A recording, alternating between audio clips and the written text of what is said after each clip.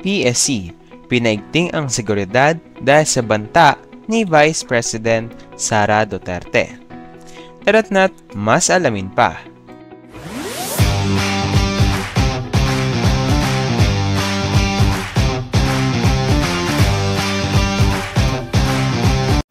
Pinaigting at mas pinatibay ng Presidential Security Command o PSC ang kanilang seguridad matapos ang kontrobersyal na pahayag ni Vice President Sara Duterte sa isang online press conference sa nasabing pahayag.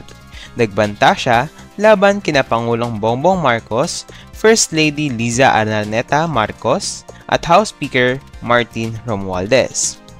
Ayon sa PSC, ang hakbang na ito ay alinsunod sa utos ni Executive Secretary Lucas Bersamin. Ang anumang banta sa buhay ng Pangulo at ng unang pamilya, saan man ito nagmula, lalo na kung ito'y tahasang inihayag sa publiko, ay pinapahalagahan ng lubos. Pahayag ng close-in security ni Pangulo. Dagdag pa nila, itinuturing namin itong bilang isang usapin ng pambansang seguridad at gagawin namin ang lahat na kinakailangang hakbang para tiyakin ang kaligtasan ng Pangulo. Samantala, inatasan naman ni Philippine National Police o PNP Chief General Romel Marbil ang Criminal Investigation and Detection Group or CIDG na magsagawa ng masusing investigasyon sa nasabing pahayag ni VP Duterte. Ayon sa PNP, naunawaan namin ang bigat ng isyong ito. Kumikilos kami alinsunod sa batas upang tugunan ang bagay na ito.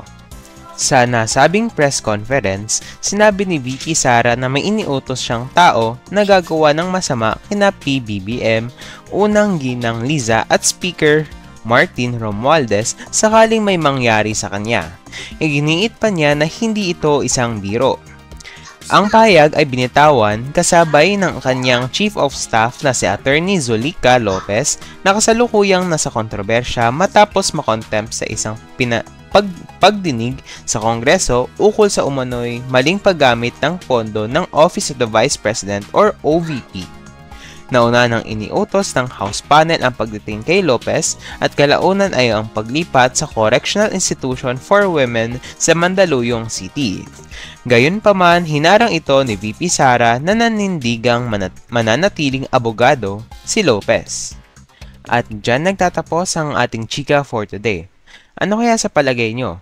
Mag-comment lang dyan sa ilalim at huwag kalilimutang pindutin subscribe at bell button para lagi kayong ma-notify kapag nag-upload ako ng pinakabago at umaalab na chika.